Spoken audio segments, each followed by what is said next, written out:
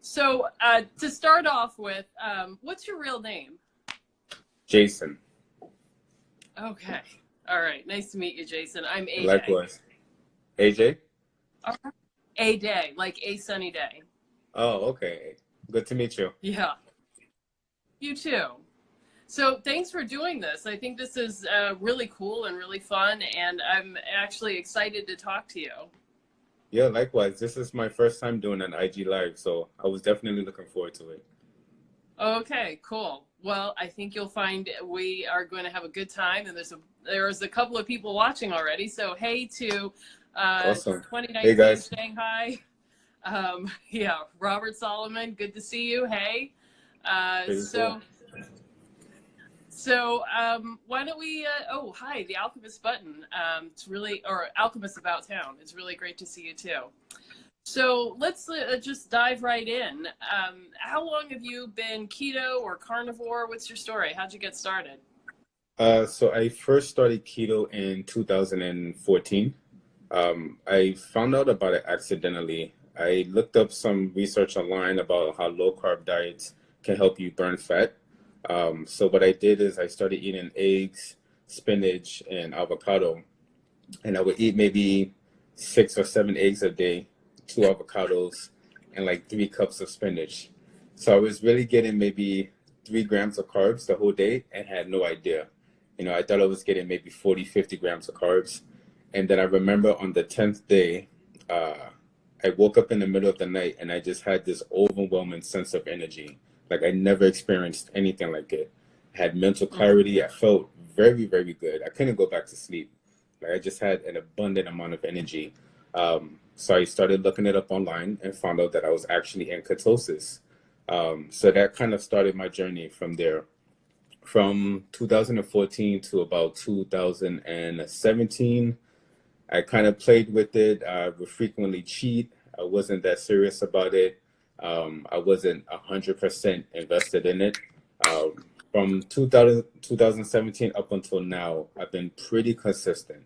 I started carnivore, I would say August of 2017. So it's been at least 2 years now. Yeah. Okay, great. So in August of 2017, it still was kind of obscure. I mean, it didn't kind of arrive on the scene until January 2018, it seems like, with Sean Baker. And in fact, Right. I started in December of 2017, and Right. it was, I sort of fell into it. I had heard about the beef and what is it? The ground beef and butter fast, and you were supposed to eat a cup of cooked ground beef with like 3 tablespoons of butter. And I started eating it. I was like, oh my God, this is so good. And it felt so good. It was like all of a sudden, I just felt alive, and the heavens, the angels started singing, and I just felt great. So I just kind of was like, okay, I'll just keep doing it. So, but in August, what happened with you? Well, I found out about this diet called the steak and eggs diet, where it was basically like this old school bodybuilding diet. You would eat steak and eggs as much as you want for 5 to 6 days out of the week. And then on the 7th day, you would cheat on whatever food you wanted to eat: cake, cheeseburgers, ice cream, whatever you wanted. So I kept on looking into that. And then I found this website that said you can basically eat steak and eggs and not have a cheat day at all. It's not even necessary. I believe I found about this forum called Zero Carb Zen. Back then it was called Zero Carb. It's not called that anymore. And basically I read a lot of testimonials about people who were only eating animal products, only eating meat, only eating eggs, not eating fiber, only eating fat, no carbs whatsoever. And this was like, compared to keto, this was like even more extreme. Like, I couldn't believe it, So I'm pretty adventurous. So I decided, you know what, I'm going to try it. And it took me about 2 weeks to get over that hump of getting used to eating so much fat in my diet. Even with keto, there's a bit of a learning curve that you have to go through, transitioning from keto to carnivore. After about 2 weeks, I felt really good, really, really good. I had great energy. My mental clarity was much, much better. I enjoyed food much more. I didn't have to worry about checking carbs. being kicked in and out of ketosis. It was very simple, very straightforward, and I found it very easy Do to you stick feel to. like do you feel like you went through like the carnivore flu, or felt bad because some people have a hard time transitioning? I didn't notice that because before I transitioned to carnivore, I was already eating mostly beef, eggs, avocado. Occasionally, I would have spinach. So I was already like 90% carnivore and keto. So there Yeah. wasn't that much of a there wasn't that much of a transition phase. What I did have to get used to was my body tolerating so much rendered fat. Usually, like I would have like ground beef and then eggs and an avocado, and there was a lot of rendered fat in the beef, and that would cause some GI upset, and I didn't really understand why. But eventually, I would say by the end of a month, I was able to tolerate it fine. Oh, okay. Yeah, So even now you can handle a lot of liquid fat. I can. I don't. I'm not crazy about it. It doesn't taste as good. I'd rather have, some solid fat trimmings. But if I do have tallow or rendered fat, it doesn't bother me as much, no. Okay. All right, good. And what about salt? Back then, were you, because people weren't really talking about salt back then either. Um, yeah, I mean, I've always been one to go against the grain. So if I'm being told we need to have only 2 or 3 grams of salt a day, and then I read something that tells me we need 6 or 8 grams, I'm gonna go the other way. Just to experiment and just to try Yeah. myself. So I was already putting salt on everything. I was constantly eating bacon, um, drinking bone broth. I actually found that I felt much better on a higher amount of salt when I was practicing keto. I was getting maybe 3 to 4 grams of salt per day. And then once I transitioned to carnivore, I started switching to about 6 to 8 grams of salt per day. And I feel Oh, wow. much, much better with that. Yeah, much better. Mhm. And no blood hypertension, no cardiac issues, just to put that out there. Okay. All right. Wow. Well, that's really cool. So you progressed into carnivore, and then when did you start losing weight? I mean, it seems like you have gone through a big transformation. So when was Mhm. that? That was between 2017 and 2018, mostly. In 2017, I started going to the gym pretty consistently, at least 3 to 4 times a week. I was also practicing what's called snake diet fasting, where you're basically fasting for usually 2 to 3 days on snake juice, which is water with sodium chloride and potassium chloride. So I would lift weights and then fast on snake juice for about 2 to 3 days at a time. Wow. So you By were lifting weights and fasting simultaneously. Right, right. So So people are let's say I always would saying train. you can't do it, but you can. Experience trumps any study that I read. Experience trumps it. Okay. I don't listen to studies. I always go for anecdotal experiences, and before I accept something as dogma, I experience it on myself. I test it on myself, and if it works for me, then I know what's true and what isn't.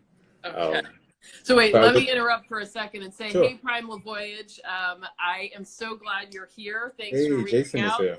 And Robert asked of what was rendered fat. So that is liquid fat. So like when you melt butter down, or Right, have the fat that comes out of a hamburger or a steak or whatever. So right, that's rendered fat when it's in right, liquid right, form. When it solidifies again, it doesn't necessarily have the same stomach upset. right.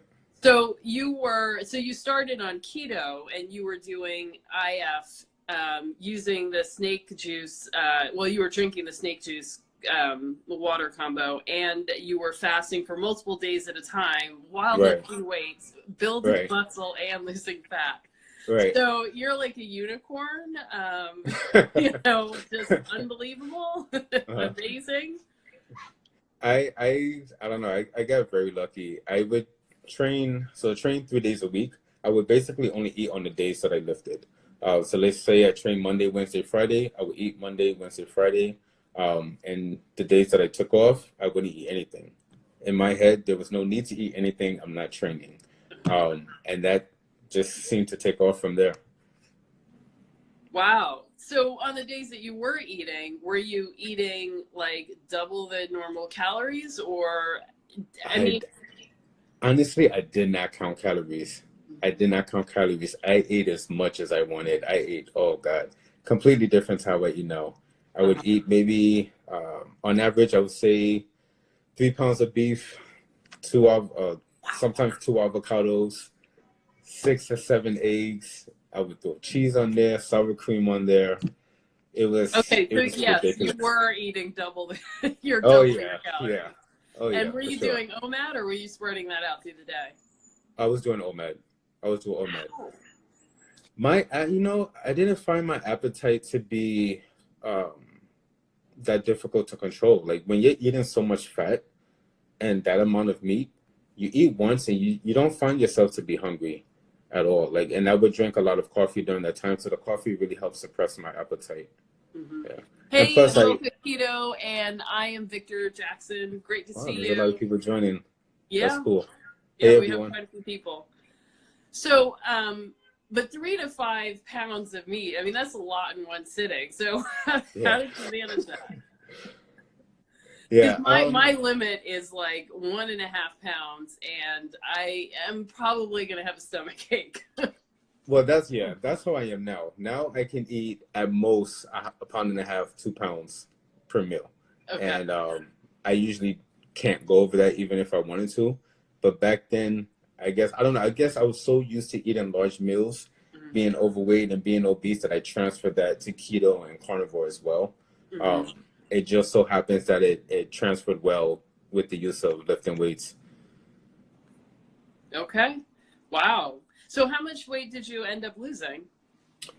In total, 111 pounds. Wow. Yeah. That's My really highest was amazing. 300 pounds. Wow. Yeah. Wow. Yeah. So bravo. Thank you. Thank you very much. I am It was not very easy. impressed. Yeah. It was not easy at all. But I reached a point where, I don't know, I was sick of tired and feeling, sick and tired of feeling tired, sick and tired of feeling sick. I had no energy. I depended on caffeine to get anything done. I would have to do one of those weird contortionist poses just to tie my shoes. You know, you pick your leg up and wrap it around your stomach. So I know I just reached a point where I said enough is enough, and it just put me in a completely different mindset where I was able to fast for 2 or 3 days, and no matter what discomfort I experienced, I just dealt with it because my why was very, very strong at that time. So, yeah. How long had you been overweight, or did you like recently get overweight and then you lost it? I've been overweight for the majority of my life, but I had some ups and downs. I had a period where I was 185 pounds. I had went from 300 to 185. Then I went from 185 back to about 265, which was right before I started keto. And then from there, now I'm sitting around 192, 191, 192. Oh, So okay. it's been Wow. up and down, but the majority of my life I've struggled with overweight issues. Did you grow up here in New York, or? Absolutely. Yeah. Absolutely. Best city on earth. So me too. I did too. Yeah.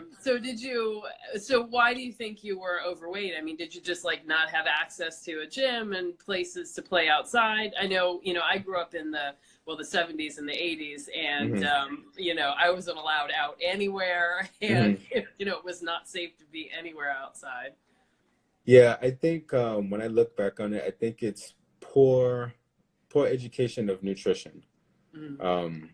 I remember my parents would buy, they didn't know, but they would buy margarine, they would buy whole wheat bread, brown rice. We did all the things we were supposed to do. We ate fast food too, and food we shouldn't be eating, but just poor knowledge of nutrition. I had no knowledge of fitness. I knew nothing about healthy fats. I knew nothing about the unimportance of fiber. I had no idea about anything, so I would constantly binge on fast food. I grew up in the 90s and 2000s where the internet kind of took over, so there wasn't that much outdoor playing, so I wasn't as active as I should have been. I was mostly sedentary and eating foods that I shouldn't have ate. And I think that played a huge role in me gaining weight, which is completely changed now. Mm-hmm. Yeah. So I assume like you are done with that lifestyle and, you know, this Oh, is yeah. it. Yeah. Yeah. So Yeah. you're always Yeah. going to be in the gym. We're going to find you somewhere. Absolutely. And it just feels so much better. You know, when you're eating foods like that, you're basically indulging in what Joe Rogan calls mouth pleasure. Mm-hmm. So you're eating a slice of cheesecake and it feels good in that moment. You know, you're indulging in mouth pleasure. But then after that, for the next few days, you feel like crap. You feel Oh, like yeah. crap. You put a bunch of sugar and fat and chemical processed garbage into your body doesn't know what to do with that, you know, Yeah. and you just feel like crap. So it's not worth it. It really isn't. Yeah. Hey, so one, we're getting some questions. So I'm going to put that Sure. up. But can you adjust your camera because your forehead is sort of getting cut off? Okay. Is Nope, that the better? other way. The other way. Up the other way. Because now I can. There we go. That's Perfect. good. Okay. Yeah. All right. So let's see. Sandy, like the beach, asked, "What food do we limit ourselves to with respect to our meats?" So I'll say that I almost always choose beef, but that's not, you know, it's not because there's some theoretical reason to go with beef. It's just I feel best on beef. But I always loved beef as a kid. If I was ever given the choice, it was always going to be beef without question. No one ever needed to ask me that. So, Right. you know, that it's not surprising. Every now and then I try to get some fish or something, but Right. it's, Right. yeah. Yeah, I'm the same way. I prefer beef over any other kind of meat. Occasionally I'll have some salmon or some cod liver. As you know, I just started eating cod liver. Yeah. But I find that beef satiates me much better than any other meat. Maybe pork will come in a close second, but I like the taste, I like the quality, I like the fullness that I get from eating beef. Yeah, I feel like it nourishes me much better than other meats. Okay. Awesome. Hey, we're getting some more people joining. Hey, Sit with Hey, Cece Kim and Fung. Flute Lover and Dull House and Kim Jong Funny Guy. Hey, everybody. Let's see. Sandy, like the beach, asked what sides we have. I'll say I'll have a roasted bone marrow on the side, maybe side bacon. Uh-huh. What My about you? sides are number one, bacon. Occasionally I'll have eggs. Raw frozen liver. That's like my dessert now. Cod liver. I think that's about it. You know, on a carnivore diet, there really isn't a such thing as sides. You know, like your meat is kind of like your main dish. Everything you eat is basically your main dish. But yeah, I'll indulge in bone marrow, like you said, frozen raw liver, cod liver, occasionally eggs. Once in a while, I'll have salmon roll. But that's pretty much it. Yeah. Salmon roe is so good. Oh It my really God. is. It really is. Have you tried it frozen? I have not, but I can You have see to try it exactly frozen. why you would say that. That would be It's so very, good. very Yeah, the good. first Very time good. I had it was in a sushi restaurant, and I kind of was like, you know, every time I go to a sushi restaurant, I try to like branch out and have something different. And so I got that, and the moment I had it, I was like, oh my God, why did I think that this was gross? This is like amazing. Right. It kind of makes me think of like Pop Rocks. You know, it's got like Right. Exactly. explosive texture in your mouth. Exactly. And, yeah, it's amazing. So anybody listening, go get yourself some good Absolutely. caviar. You know, I Absolutely. think, you know. But let's see. Somebody else asked, Apocalypse is your guru, Kim Jong Funny Guy. So that's awesome. You are leading Hey, a whole Kim lot Jong. of people out there. Yeah, he's pretty cool. Mocha Kita Mama says, I can't find salmon roe. Where can I buy it? I got it at Whole Foods. So, you know, Yeah. you got to root around at Whole Foods. It's not like right out there. Right. But I bought it from the same place. Mm-hmm. And also, if you, I think if you go to any, Russian neighborhood, like they're totally into the caviar. And I think any other community that like eats this culturally, that's where you're going to find it. Right. Right.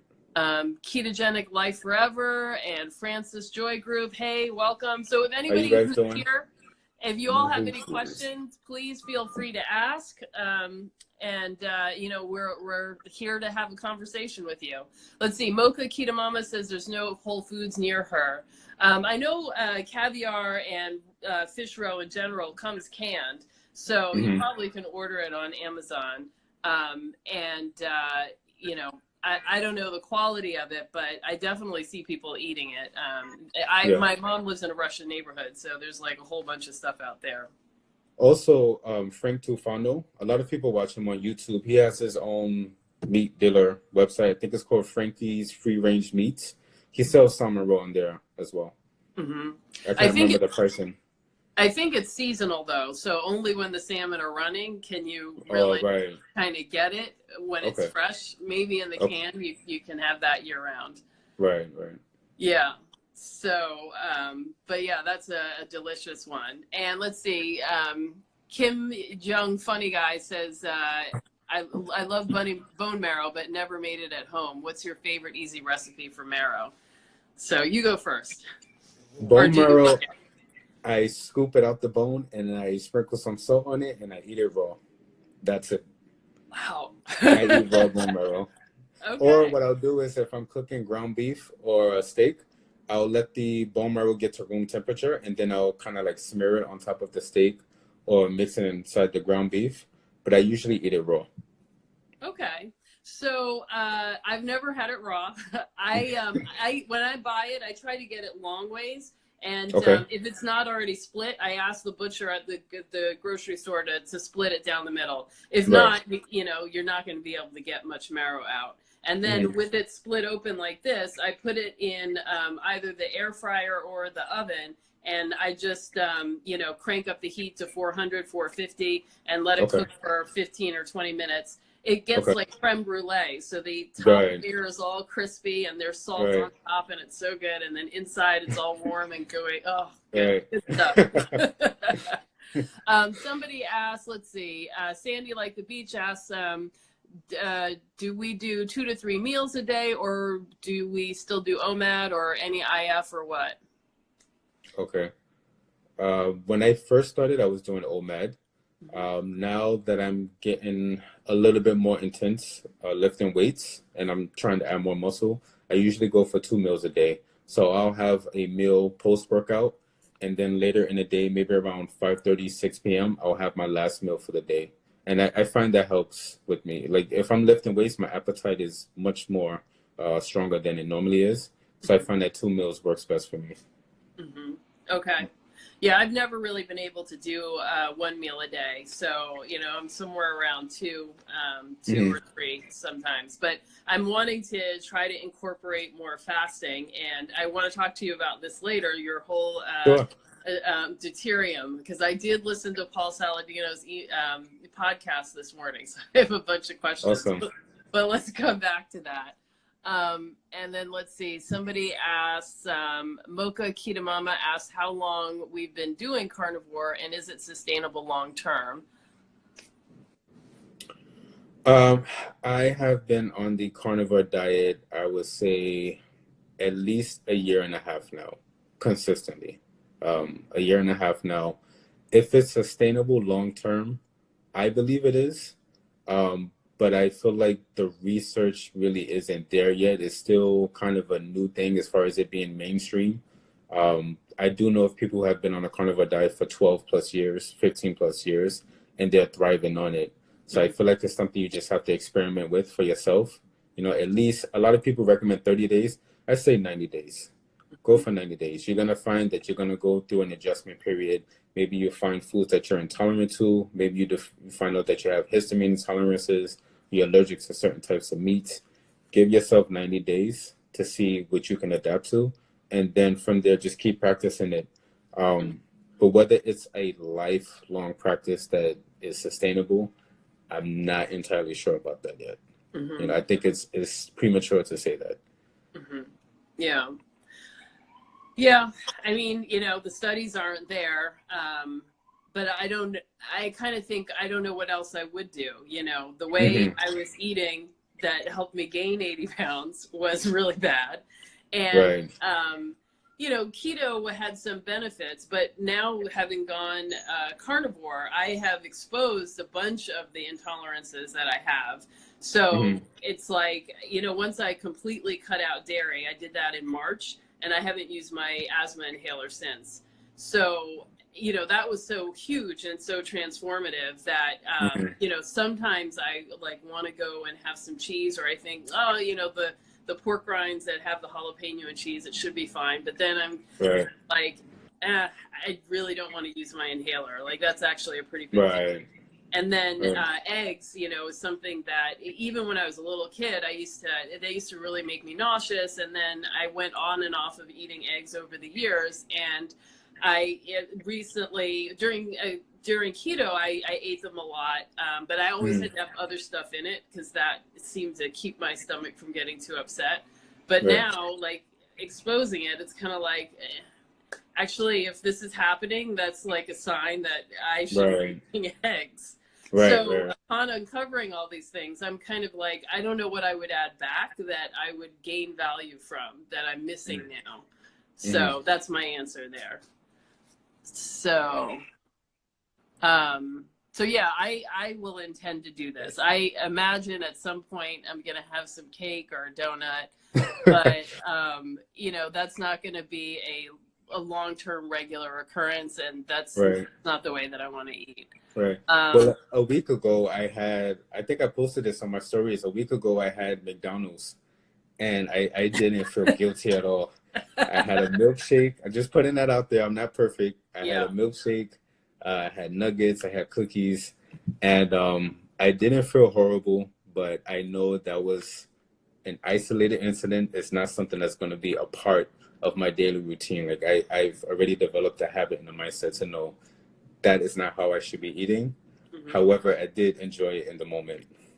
So, of course you did. Every now and then I will add ketchup to my ground beef, which is just terrible, but you know. Let's see. We have, okay. Kim Jong Funny Guy says, we're beautiful people, and thank you. Yes. Let's see. Mocha Keto Mama says she did 30 days, but went back to keto and it was bad. And now she's trying for 100 days. Yeah, I think what happens is you uncover these things that, you know, you just kind of didn't notice before. I mean, once you start feeling 100%, like, why would you want to go back to feeling 85%? Like, you know. One thing that I've noticed, and other people have noticed as well, is if they start on a carnivore diet and then they realize that by omitting certain foods, they feel much better. They don't have the same, you know, allergic responses. And then there's others who start the carnivore diet and they're realizing now that they're stuck to these certain foods. Like if you're eating beef, salt, and water for 30, 60 days, and then suddenly you throw an egg in or a piece of bacon, you have this hyperactive response. And they're wondering, you know, am I really allergic to bacon and eggs? Or is it because I've been stuck eating beef, salt, and water that my body does not know how to digest these other foods? And that I've been questioning lately. I haven't really found the research for it, but I wonder that as well, because I've had my moments where I couldn't tolerate pork. I couldn't tolerate eggs. I couldn't tolerate dairy. However, I don't think anyone should really be eating dairy, at least like the conventional dairy. Now I can tolerate those meals. I can tolerate pork fine. I could tolerate eggs fine. I could tolerate fish fine. But I did have this period where almost anything I put in my mouth, I would have a hyperactive response to. And I'm not exactly sure why that is. It probably has something to do with the gut microbiome, but I'm not sure. I agree, because I have tons of allergies and I've always had a problem with that. And I think, you know, the first maybe 3 or 4 months, I was, you know, a really long period, I was like healing. And so, you know, if I were trying to introduce things at that point, then yeah, I would have this hyperactive response. But then after a long period of really sticking to beef, salt, and water, then, you know, things started to calm down, and then I could try and reintroduce things and have sort of a milder response or no response. Right, right. I personally don't think I do great on pork. So I do, eat bacon, but it's sort of cyclical. I'll do it for like a couple of weeks and then I don't do it again for months. Okay. So, I get that sometimes people feel restricted, but Yeah. I don't know. I'm kind of like, so I'm restricted to eat hamburgers and steak. Right, right. Oh, It's not that bad. well, Yeah, yeah. doctor's orders. Right. Let's see. Robert asked if this is, can keto be applicable to, can that be a diet for a child? Is that considered healthy? Yeah, I think so. I mean, what I've read is that pretty much every human is born in a state of ketosis already. Like we're born in nutritional ketosis. A mother's breast milk, if I'm correct, is at least 60 to 70% saturated fat. So we're And meant medium chain fatty acids. So exactly, exactly. So we're meant to operate in ketosis. So yeah, I think a kid would actually do very well on keto. Carnivore, I'm not too confident about it, just considering their microbiome. And later on in life, they're going to want to try different foods, and I don't know how they're going to respond to that if the microbiome is only used to eating beef, salt, and water, or pork, salt, and water. But as for keto, I highly recommend it. It's way better than eating these garbage cereals that they're selling to kids, Rice Krispies and Raisin Bran and all this nonsense that kids should not be eating. Stick to your fatty meats. If you must add veggies, low carb fruits, high fat desserts. There's keto ice creams that kids can have. Yeah, I definitely think kids can thrive on keto for sure. Yeah. Let's see. Mocha Keto Mama says, my kids fast for breakfast, has a keto lunch, and a carnivore dinner. Seems to be working out. That sounds great. Yeah. To get a kid to fast, that's a huge win. Well, yeah, I don't know. I know did many too, children. but mostly because I just didn't get up early enough to have breakfast. So, but it sounds like Mocha Keto's kids are having a better food overall. That's awesome. I actually think my grandmother was like keto before that existed. So she always cooked very meat heavy dishes. She always believed that you had to have a starch and a vegetable on the side, but the starch might be some kind of squash, and then there'd be some kind of vegetable. So there was always a battle over that. But I could eat willingly, and there was a lot of butter, a lot of steak, a lot of lamb, and and then she would actually buy chicken breast and cook that for the dog. Wow, nice. Yeah. But so she kind of ate that way and ate a lot of fat, and awesome. Then she switched to eating margarine, and then later back to butter. But she died at 96, so we can all be so hopeful. It's interesting because generations before us, they ate a lot of fat. They ate raw heavy cream. They ate full fat butter. A lot of them ate bacon every day with the skin on it, on the meat. They didn't trim off the fat, and they were, relatively speaking, very healthy individuals.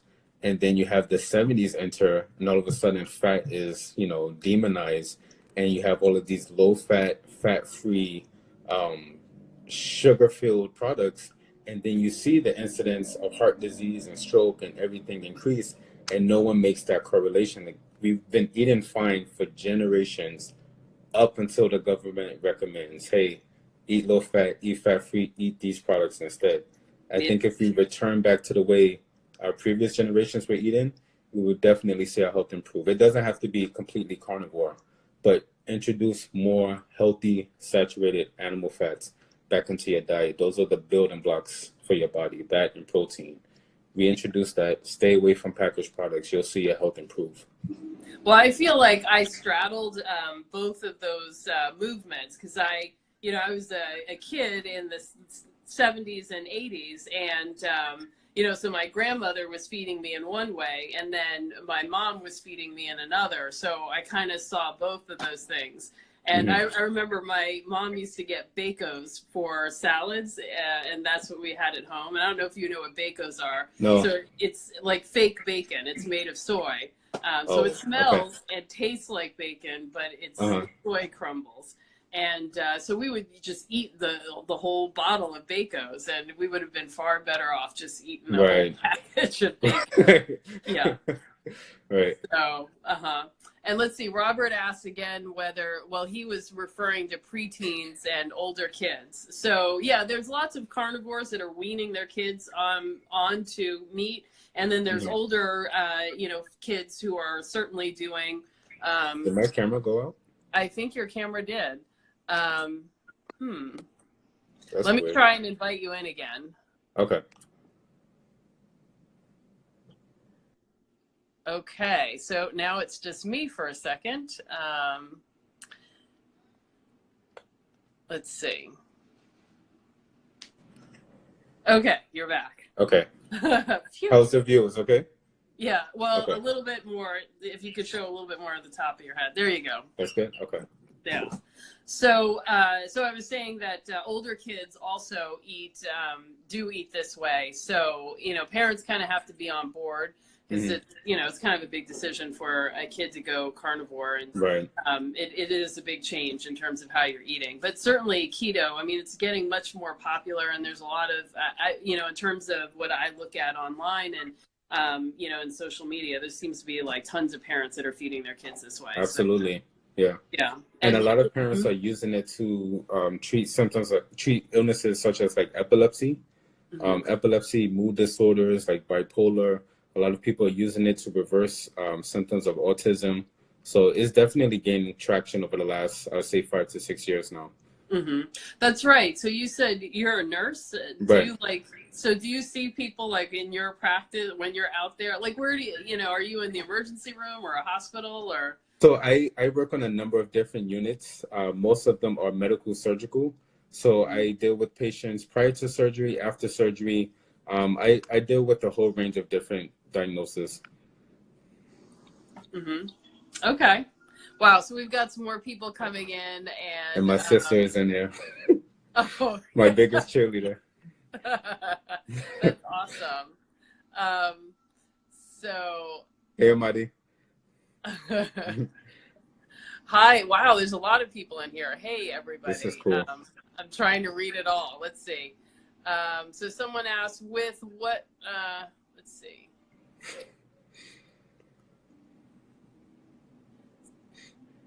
So what are we asking? So with the modern era of capitalism and the health industry, medicating is, people seem to be over medicated and, and our health is declining. So we're in really bad shape. Absolutely. The healthcare system that we have now it's controversial to say, but it's not designed to prevent disease. It's designed to manage the symptoms of disease. So you'll have a patient come in with coronary artery disease, which is basically you have a lot of plaque built up in your arteries. So rather than addressing the root cause, which many of the time is diet and lifestyle, your doctor will prescribe you a medication to lower your cholesterol or prescribe you a medication to thin your blood. And all that really does is kind of manage the symptoms, but it doesn't address the root cause. So yes, I definitely agree with their statement. Our society is hugely over-medicated, and they're over-medicated with pills that have only been around for the last 100, maybe 150 years or so. Prior to that, we didn't need these things. Prior to that, we treated our illnesses with diet. We exercised. A lot of us didn't eat 6 meals a day. And now what you have is a whole assortment of pills that are being used to address the problems with our lifestyle and our diet.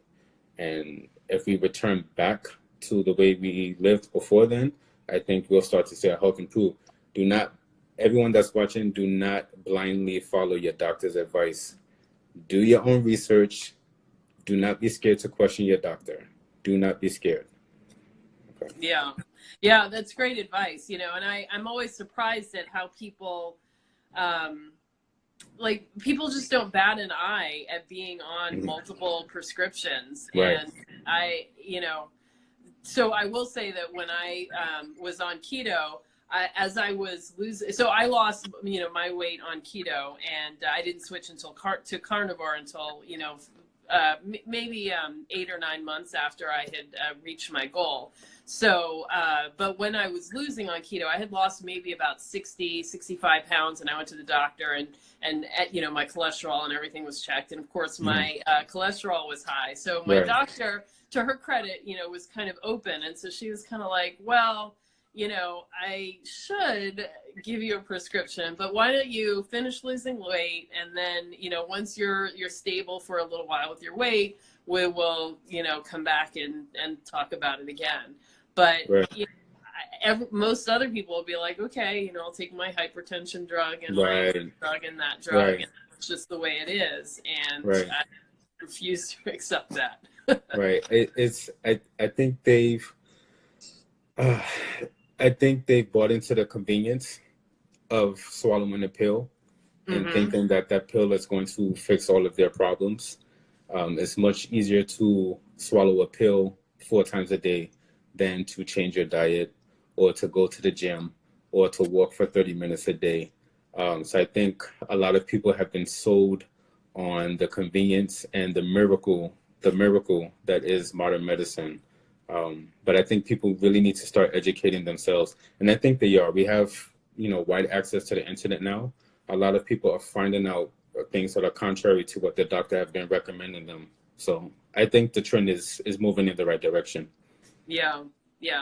Well, I think so. I mean, I think people are searching for information, but we've been bombarded with so much information, and so much of it is conflicting that, people just don't know what to do. And like I have, I'm a weight loss coach, and I had someone come to me and ask if I thought it was a good idea for him to go on a juicing diet. And, and I was just kind of like, I don't even understand where you got this, but he's like a corrections officer. He's 6'5". I mean, he's huge and muscular. And I'm like, you can't do your job. You're going to get like shanked or something. Like that is not the route to go. But when I started talking to him about eating more protein, I don't always, tell people to go keto, but, eating more protein, and I'm like, the restaurants, they give you all the rice because it's cheap. And if you are going to eat 2 to 4 pounds of meat a day, like you got to pay for it. You got to learn how to cook and all of that. And he was just kind of like, meat. And I'm like, I eat a pound of meat a day. So you, who's a foot taller than me, why would you not eat more than that? And he was like, oh. But it's like, it was just brand new information to him. And I don't, he must have seen something, or, somebody was talking about juicing. And it's like, this juicing thing is probably the worst thing that you could possibly do now that we know what we do about oxalates. Right. Yeah, I actually did that. And your sister says you're so smart. You are smart. Thank you. I actually did a juice fast. I think it was 2011 or 2012. I did a juice fast for 78 days on fruits and vegetable juice. I had just watched the documentary Fat, Sick, and Nearly Dead. Yeah. And I was all pumped up, and I'm like, days? I'm sorry? 78 days? 78 days. You mean like not 79, not 77, 78 days? 78 days. You're actually, a better man than me. Like every time I've gone on a fast, it's like 2.5 days. Well, I mean, I had the pleasure of enjoying fruit juices, and some of those days I didn't even make the juice either because I just wasn't hungry, or I simply forgot to make the juice. But it was during that moment. Sorry about the siren. So we are. Those are very familiar sounds to me. Yeah. It was during that moment that I realized the power of fasting. Like that was one of the best feelings I ever had in my life when I reached maybe day 22, 23. Despite the fact that I was drinking a half a gallon of oxalates a day, I felt really good. But once I transitioned out of that, then that's when I found keto, and I moved from keto to carnivore. So I would recommend from juicing to keto. Well, I had a bit of a roller coaster experience. I went from juicing, lost 85 pounds, and then what I didn't educate myself on was how to break a fast. So I broke the fast. I broke the fast with prunes, I think. Yeah, I had soaked some prunes in water. Um, that was recommended because it's easy to digest and then you have all the fiber and whatever. Mhm. And then I started eating pizza, and then I had cheeseburgers, and I figured, oh, I'll just fast it off again. And then before you know it, I was back in the same routine I was before. So I think keto and carnivore is much more sustainable for me. It works much better for me. I don't feel the need to cheat. If I do cheat, it's not a mistake. I make a conscious decision. You know what? I'm going to enjoy this meal. And then the following day, I'm back on it. Mhm. So I Yeah. definitely prefer that over juicing. Yeah. Now, let's see. Sadzi asks, what is the quickest way to rid of sugar addiction? I think that's a great question, and so many of us are addicted, and Yes. and Yes. no one wants to admit it. No one even wants to Yes. talk about sugar as a drug, but it's like, Absolutely. if you behave like an addict, then why are you not? Right. Right. So what are your thoughts? Um, I have found that the quickest way to get over sugar addiction is to fast for at least 3 days, three Hmm. to 4 days on salt water. Hmm. Um, you can do a keto diet for 14 days, 30 days, but you're going to struggle with it. You're gonna go through a carb withdrawal regardless. But I think a 3 or 4 day fast is gonna push you through those withdrawals the fastest because you're burning your body's carbohydrate sources very quickly. By the third to fourth day, you should enter into ketosis, and you're gonna realize that you don't crave sugar or sweet products anymore. Now you either your hunger is completely gone or you crave high fat protein meals.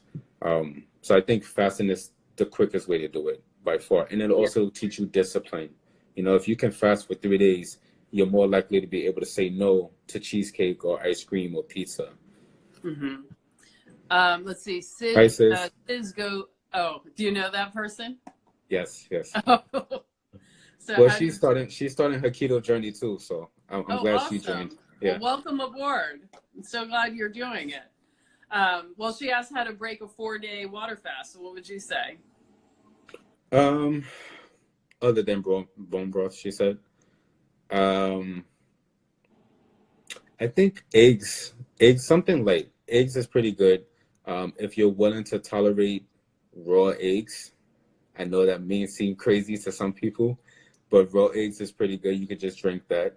Um, don't eat too much fat because I feel that might put too much stress on your colon. Um, but yeah, I think raw eggs or scrambled eggs, maybe a few pieces of fish is pretty good. Don't go extremely heavy with the big cuts of steak and ribs. Um, your body will build up tolerance to that over time. But if this is your first 3 to 4 day water fast, if you're not going to do bone broth, um, you can do maybe a light soup, or you can do eggs or like small pieces of fish, or even liver. Liver would be great, like some Yeah, frozen liver. Yeah, that'll be great. yeah. So let's actually go back to the sugar question for Sure. a minute. So when I first went low carb, I'll go back into my history. I've always struggled with my weight as well, and I actually first did Atkins back in the early 90s. The fourth iteration of his book came out then, and so it was really popular. So I did it then, and I liked it. I actually, did okay, but of course I also love donuts and cake and cookies and so Right. on. So I didn't really stick with that. And then when I was here in New York, I was living in LA at that time, but I went to like a natural doctor, and he was a medical doctor, but also practiced, like non-Western medicine and everything. So I Mhm. went to him, and he did a bunch of tests on me. And he's like, sort of a vegetarian hippie type guy. So I thought he was going to say, okay, you need to juice and do this and that. Right. And he was like, you're allergic to everything. You should only eat things that don't come in a box or a bag. And you should eat meat and vegetables. And I was like, huh. So he I'm said you should surprised. eat like a cave woman, and that was Right. before that language. And so then the Right. paleo thing blossomed right after. So Mm. so for a long time I did that, and I sort of, maintained a moderate weight. And Mm. I wasn't super strict about it. Like, I didn't really count vegetables. I just sort of counted non vegetable type carbs. And but then, I kind of stopped doing that, and I ate whatever, the standard American diet. And then Right. and that's, kind of when I gained so much weight. So when I first went into doing keto, like that first week, I thought I was going to die. I mean, it was just awful. And Yeah. so I felt like for a week, I was just white knuckling it. I was like holding Yeah. on, and it's just like, Yeah. I'm going to do it. Yeah. But it was really hard. And I was like nodding off in front of the computer screen, not having that sugar was, Right. that was huge. And Right. at the time I worked in an office building where people used to keep, I knew all of the people who had bowls of chocolate on their desks around the building. And so, around 3:00, I would do my cycle through and pick up chocolate for people. So when I first stopped, people were like, "Hey, where you been? I haven't seen you in a while." But it was super hard. And all I can say is with sugar, like, you have to do, at least in the beginning, total abstinence. It's like with alcohol. If you're an alcoholic and you're trying to stop drinking, you can't, just have one shot a day. Right. It's got to be over. And then, Right. your taste buds will readjust, and all of a sudden, things like red peppers will taste sweet to you, and, lots of other things will taste sweet. And I think Robert asked how to diagnose it. As far as, in my opinion, you have to be the one to decide. So if you feel like you can't go 3 days without eating something sweet, you're addicted to sugar. Whether it's Everyone's a problem, addicted. yeah, Everyone's addicted. Everyone. So whether it's a problem or not is another question. You have to Right. ask yourself, how much money are you spending on junk food? Right. Are you comfortable with that amount of money? Right. I use that program mint.com to look at my finances, and I did this before I started dieting, and I realized that I was spending, a huge percentage of my monthly income on food. And I was just like, how is this possible? Yeah. So, I know exactly what you mean. Too. Yeah. Do you have that experience too? Oh, absolutely. When I first started keto, my sister can attest to this. I would drag myself just to get out of bed. I couldn't concentrate, always felt tired, very irritable, didn't want to talk, very low mood. I don't know, I just felt very just weak and lethargic and fatigued. And then if I ever had that bump in sugar, I was right back. And that's when I knew, like, if I can't go a few days without sugar, clearly there's a problem. And a lot of people, they don't want to look at sugar as an addiction because it's a food product. But all the symptoms are the same as any other addiction. If you remove it from your diet and you see you're having these withdrawal symptoms, first of all, any substance you remove, if it causes withdrawal symptoms, you were an addict, regardless of what it was. So if you're removing sugar and you're experiencing these symptoms, the same symptoms that I mentioned, more than likely you were addicted to sugar. But you have to abstain from it completely. If you're going to continue eating, abstain, I say at least 2 weeks, 30 days.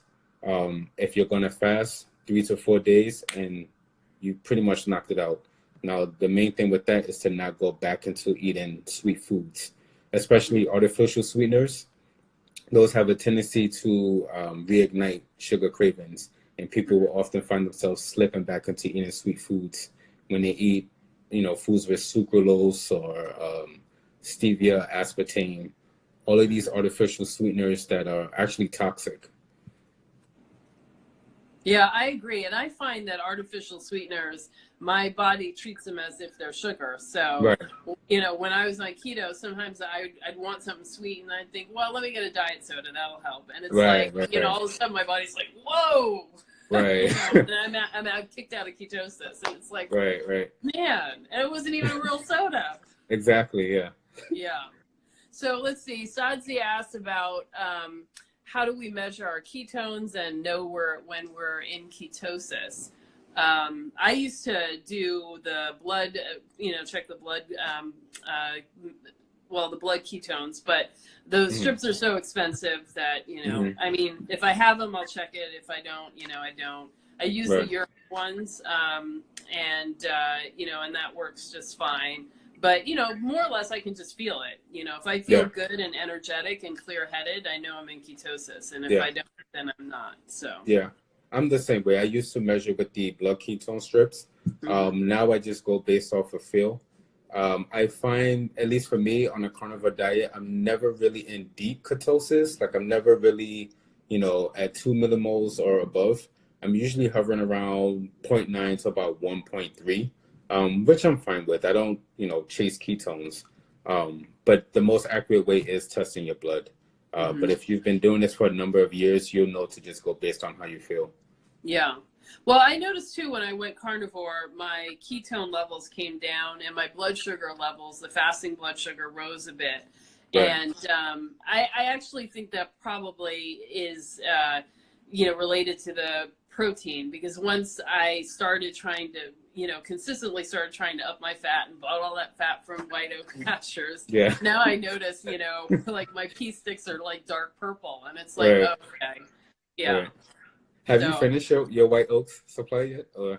Not yet, but I'm moving through it at a pace. So.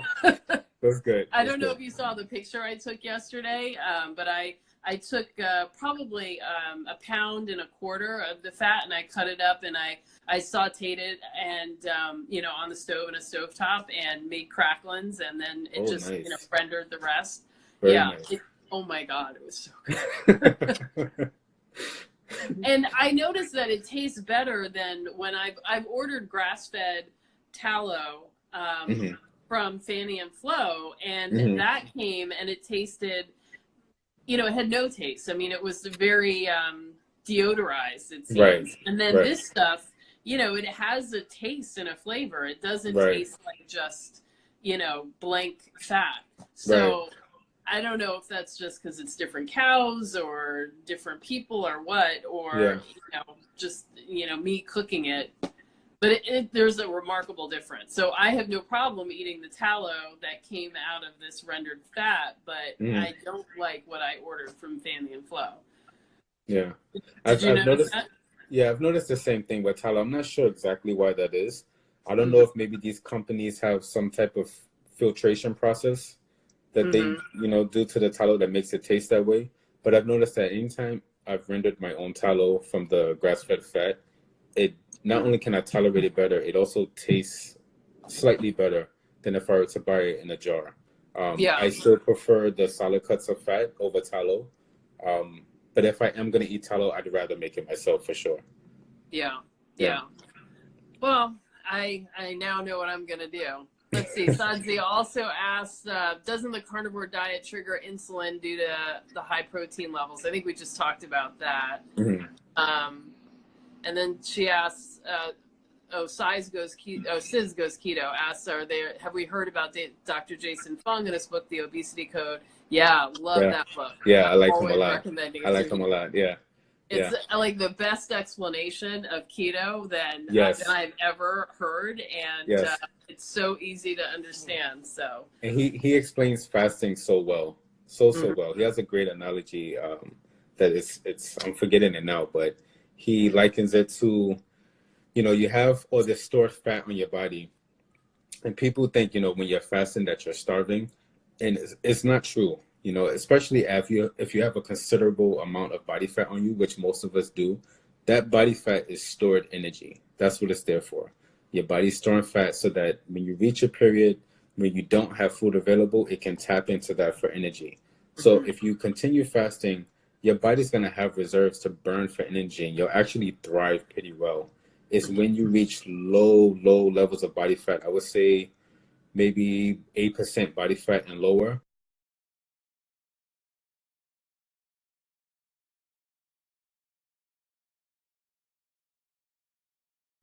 Fasting, bottom line, you're not starving. All of us have a lot more fat in our bodies than we should have. Fat is stored energy. Take a break from eating, 6 meals a day. You don't need to eat 6 meals a day. Let your body actually tap into the fat that it has stored.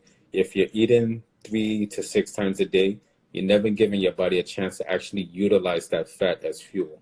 Your body has to burn through food before it can actually tap into its body fat.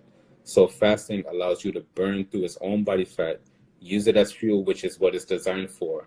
When you get to a low enough body fat percentage, then you can, play with increasing your meal frequencies. But prior to that, you don't need to eat so many times a day. It's really not necessary. Mm-hmm. Yeah. No, I totally agree about fasting. So, I think that's a great thing. And also, it can really help if you're trying to get into ketosis really fast. I found it could really help. So, like fasting for a full day and going to the gym and doing like 45 minutes to even an hour and a half of cardio, that could help burn through that fat and get you into ketosis. Probably not the safest thing to do on a regular basis, but for emergency purposes, get you right back. That's what I used to do. That's what I used to do when I first started keto, and I would frequently cheat.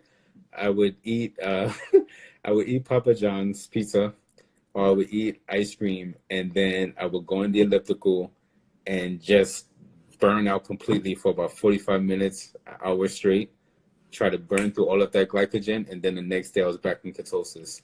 And in my mind, I thought I found some life hack where I could eat crappy foods and still stay in ketosis, but that'll only last for so long. Yeah. I don't recommend it. I mean, towards the end, well, when I was doing keto, towards the end, I kind of did if it fits your macros type thing where, I was eating like all meat and chocolate. And, I don't recommend that. I think it's not best. And, I'm still at that, even doing that, I was still doing way better physically than I was before. But now that I know what it feels like to be at optimal health, like it's, I know what I'm missing now. And I think everybody else who hasn't done this, and you really kind of have to do it for 30 days. But once you do it, you recognize, oh man, I was living in a dream before and I didn't know. But once you know, you can't know. Yeah. So I did want to ask you, about the deuterium thing. So every time, periodically, like I'll hear people talking about this, and I remember listening to a couple of YouTube videos with Jack Cruz, like maybe 2 years ago, or maybe even longer than that. And I'm like, who is this lunatic?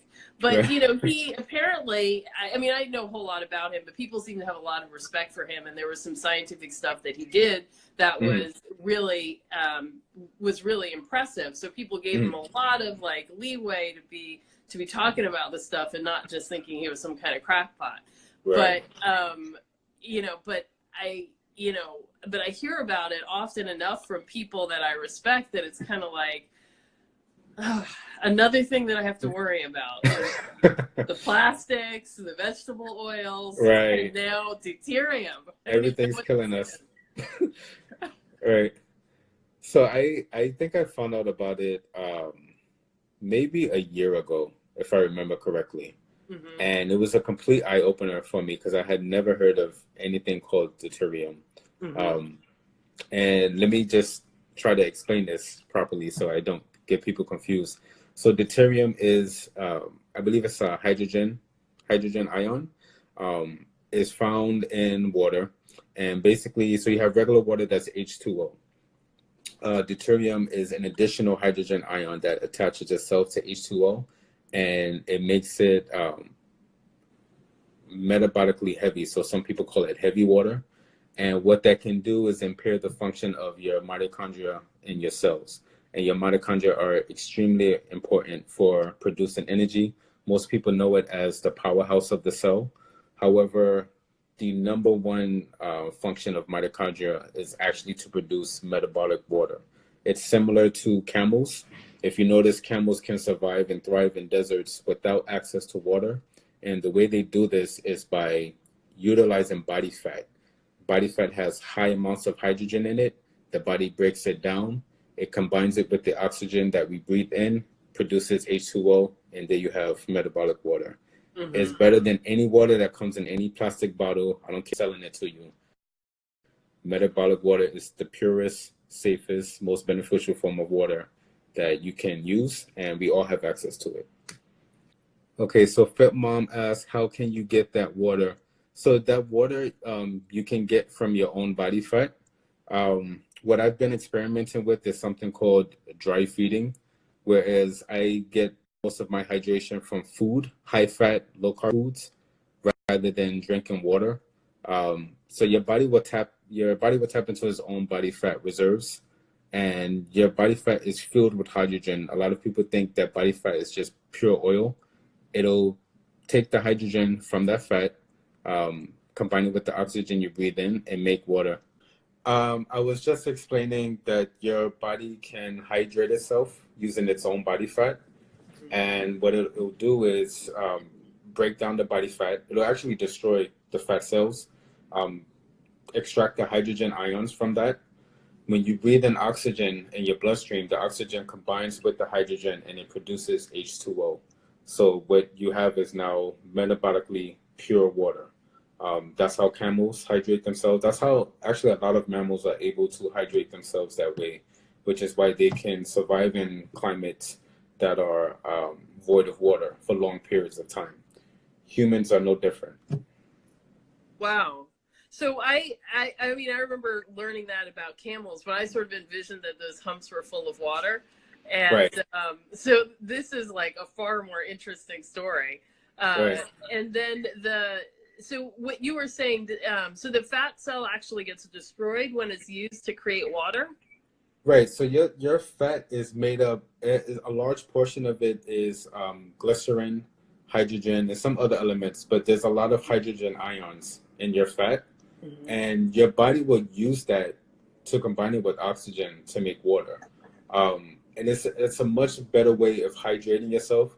When you're drinking processed water from other companies, your body still has to metabolize that. It has to make it molecularly similar to its own metabolic water, and that takes time. Not only that, but drinking plain water, it actually leaches electrolytes from your body. So a lot of times people would drink water and they think they're hydrating themselves. They're actually dehydrating themselves because they're leaching out a lot of sodium, potassium, and magnesium from their bloodstream. If you can, modify your diet in such a way that you teach your body to hydrate itself using metabolic water, you'll find that you can go for long periods without requiring exogenous water. It's how people dry fast. When you're dry fast. Are you dry fasting? I used to practice it. When I do dry fast now, it's usually when I'm at work. I work 13-hour shifts. So I'll go to the gym in the morning. Once I come out of the gym, I'll eat a high-fat meal. And then I work for the next 13 hours without drinking a single drop of water. And I'm not thirsty at all. And the reason for that is because my body is first using the fat from the meal that I ate to produce water. Once it's done with that, then it taps into my own body fat and utilizes that to produce water. So I can go a whole day or even 2-3 days, as I've done before, without drinking water and not feel thirsty. I don't have a dry mouth. I don't feel dizzy. I don't feel dehydrated because my body has a sufficient source of fuel to make its own water. Wow. Yeah, okay. It blew my mind when I first figured that out because I, like yourself, I thought the hump was mostly made up of water. Yeah. And then I realized it's pure fat pretty much. It's pure fat. And it all clicked for me. It all clicked because I realized before I even found out about deuterium, I would go to work, not drinking water. People would get on my case for not drinking water. They thought I was going to pass out. And I was never able to explain to them why I wasn't thirsty. So when I watched that podcast about deuterium last year, everything started clicking. This makes perfect sense. It makes perfect sense, Yeah. Actually, Sadzi asks, what causes shakes and lightheadedness while water fasting? Sodium depletion, sodium and potassium depletion. If you're water fasting, if you're just drinking plain water, that water is going to leach out electrolytes. And you're going to feel dizzy. You're going to feel lightheaded. You're going to feel like you're about to faint. That's because your body's low on both sodium and potassium. Those are your two key electrolytes. So what you want to do is drink something called snake juice. A guy named Cole Robinson came up with this. It's basically water with sodium chloride and potassium chloride added to it. You want to get, I would say, anywhere between 4 to 6 grams of both per day if you're just purely water fasting. That way your body can tap into fat, you still have electrolyte reserves, and you won't feel that dizzy lightheadedness that most people feel when they water fast. Mm-hmm. Yeah. And I feel like I might even have needed a higher percentage of salts because when I would try to fast using snake juice, I still would get like, headaches and stuff like that. So I feel like I needed even more. But it's hard. I feel like I've never quite gotten the salt thing right. And I don't know, it's a struggle. So if I try to do more than a day, like it's a hardship. Yeah. And it also depends on your activity level. Obviously if you're exerting a lot of physical activity, specifically cardio, if you're sweating a lot, you want to consume more of those electrolytes to replace what you're losing. Mm-hmm. Yeah. Mm-hmm. Okay. Yeah. So for everybody who's listening, I guess, check out Dr. Paul Saladino's his podcast. I think it came out, he released it today, maybe, or yesterday. Yeah, but it was pretty interesting. But if you go back in time, I think Jack Cruz was the first guy who was, talking about it a lot. So you can check that too. And while I'm sending you away to places, I have a new YouTube channel called Healthy Keto Living with Ade, and my name is spelled EDE. And Jason is soon going to have his own YouTube channel, right? Absolutely. Okay. And a bunch of people have, or someone asked along the way, can we continue this conversation and do this again? So absolutely. Yeah, sure. Absolutely, yeah. Really enjoyed this. I think that, we have a good rapport here. And, we have a lot to offer. And let's see. Somebody asked how long you could dry fast simply utilizing metabolic water. I think the longest reported dry fast is 14 days. I'm not recommending you do that. The longest I've done is 7 days.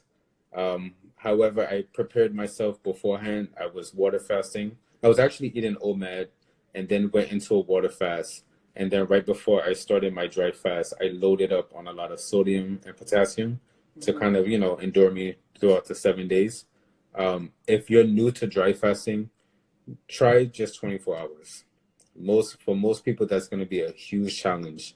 To abstain from food is one thing, but to abstain from both food and water, completely different experience. Try 24 hours. You will be remarkably surprised.